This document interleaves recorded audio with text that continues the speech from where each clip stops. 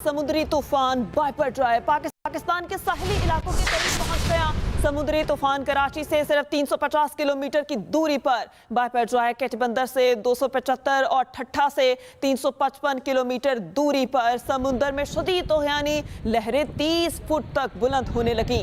तूफान के मरकज में हवाएं 180 किलोमीटर फी घंटा की रफ्तार से चल रही हैं। तूफान अब शिमाल मशरिक की जानिब मुड़ा है और आपको बताएं कि ट्रैक के रास्ते में दही सिंध की साहिली पट्टी भी वाक़ है। 15 जून की दोपहर से शाम के दरमियान कैटबंदर और भारतीय गुजरात को हिट करेगा, ये कहना है महकमा मौसमियात का। समुद्री तूफान बाइपरजॉय पाकिस्तान के साहिली इलाकों के करीब पहुंच गया। इस पर मज़ीद तफसीलात जान लेते हैं आफ्ताब खान से। जी आफ्ताब, ताज़ा तरीन सूरत हाल क्या है? क्या हिफाजती इक़दाम किए गए? तूफान कहां तक पहुंचा?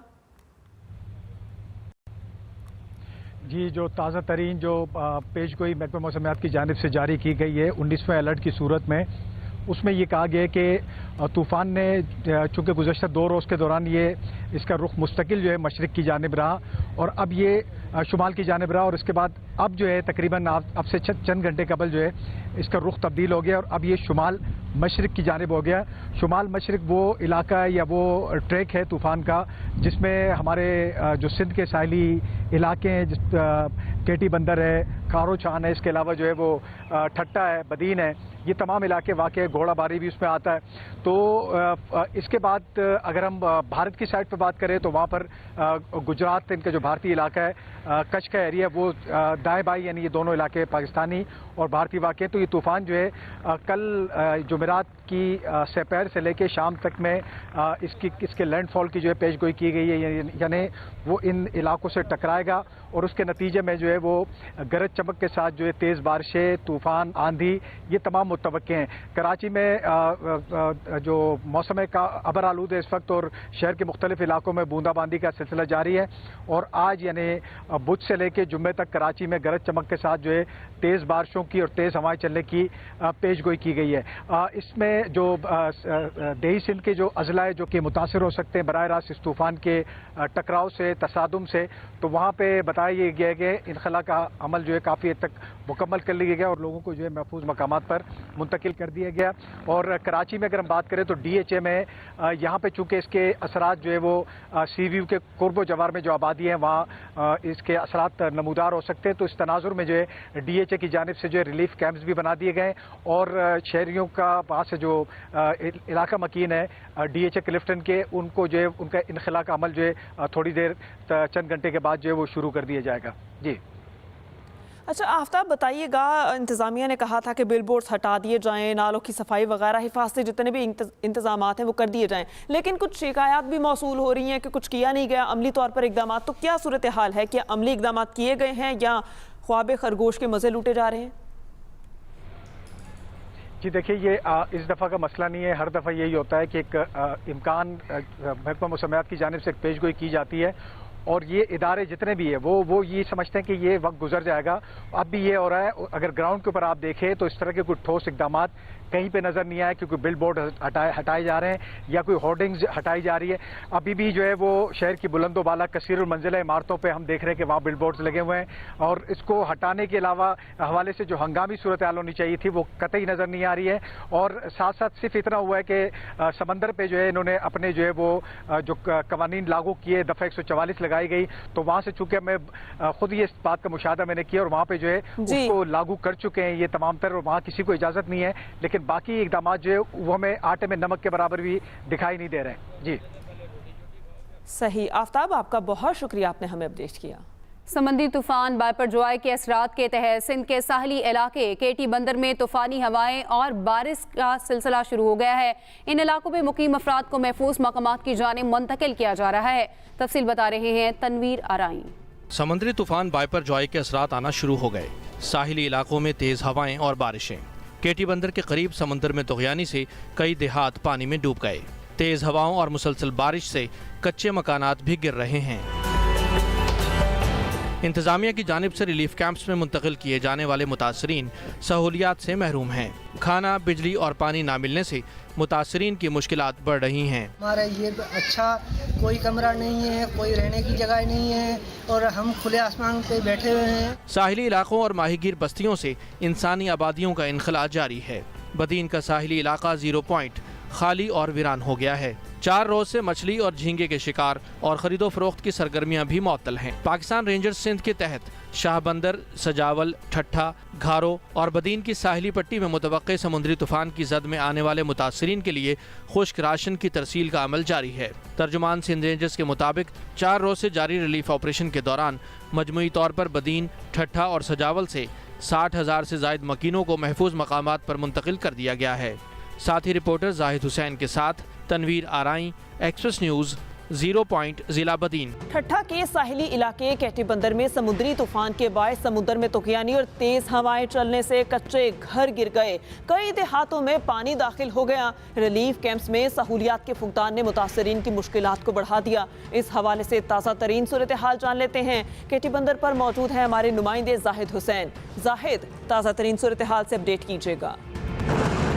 मैं इस टाइम पर मौजूद हूँ केटी बंदर की साहिली पट्टी पर, जहाँ पर बाइपर जोयर तूफ़ान ने तबाही मचा दी है।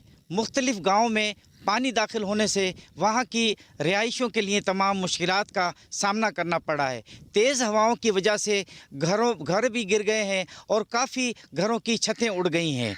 बात की जाए रिलीफ कैंपों की तो ज़्यादातर लोगों ने अपने रिश्तेदारों का रुख किया है और रिलीफ कैंप में भी जो वायदे किए गए थे उसका बहुत बड़ा फुकदान दिखने में आ रहा है। सहूलतों का बहुत बड़ा फुकदान दिखने में आ रहा है। वो सहूलतें मुयस्सर नहीं हो सकी अभी तक जो कि होनी चाहिए थी। अक्सर रिलीफ कैंपों में शेरख्वार बच्चे, बूढ़े और बीमार लोग हैं जिन्होंने खाने का और पीने के मामलात में बहुत से शिकवे और शिकायत की हैं। जो वायदे ज़िले गवर्नमेंट ने किए थे उस पर अब तक खातिर ख्वाह अमल नहीं हो सका है। जी, समंदरी तूफान के पेश नज़र बदीन के साहिली इलाकों अहमद राजू, 0 पॉइंट और सरानी भगड़ा मेमन के गिरदोनवाह के देहातों से इनखला और रिलीफ कैंप्स में मुंतकिली का सिलसिला जारी है। अहवाल बता रहे हैं वहाँ पर मौजूद हमारे नुमाइंदे तनवीर आराई। जी तनवीर। समुद्री तूफ़ान का ख़तरा जैसे जैसे बढ़ता जा रहा है तो वैसे वैसे जो है ज़िले इंतज़ामिया और ख़ास तौर पे जो यहाँ के मुंतखब नुमाइंदे हैं, सियासी क़यादत है, वो भी जो है वो इन सरगर्मियों में जो लोगों को महफूज मकामात पर मुंतकिल किया जा रहा है वो भी हिस्सा ले रहे हैं।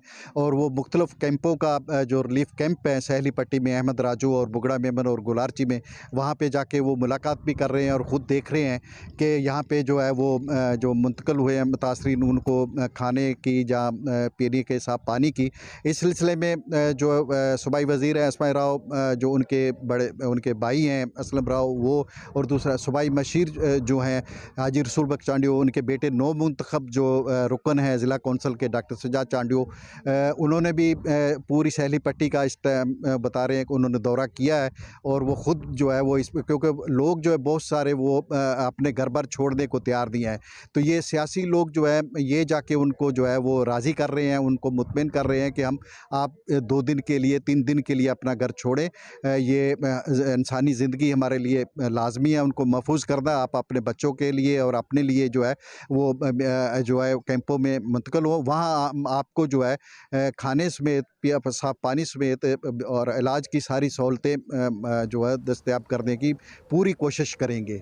जी, और अब रुख करेंगे मिट्टी का। तो मिट्टी में समुद्री तूफान के खतरे के पेश नज़र खस्ता हाल और ज़बो-हाल सब जेल से 30,000 कैदियों को मीरपुर खास मुंतकिल कर दिया गया। मजीद अहवाल जानते हैं सब जेल के बाहर मौजूद हैं अपने नुमाइंदे साजिद बची से। साजिद, इस हवाले से अपडेट कीजिएगा।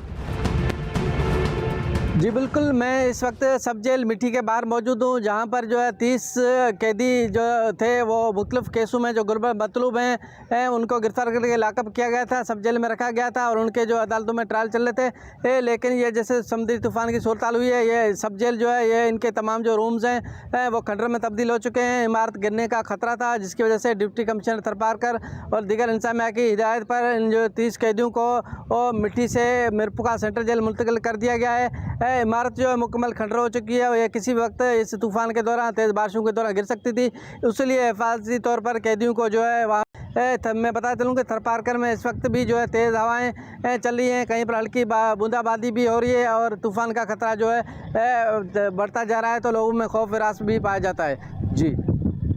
और इसी तरह मुख्तलिफ मुकातबे फ़िक्र और दीनी मदारिस के उलमा कराम का जिन्ना हाउस का दौरा और जिन्ना हाउस की जली हुई इमारत को देखकर इंतहाई दुख का इजहार किया।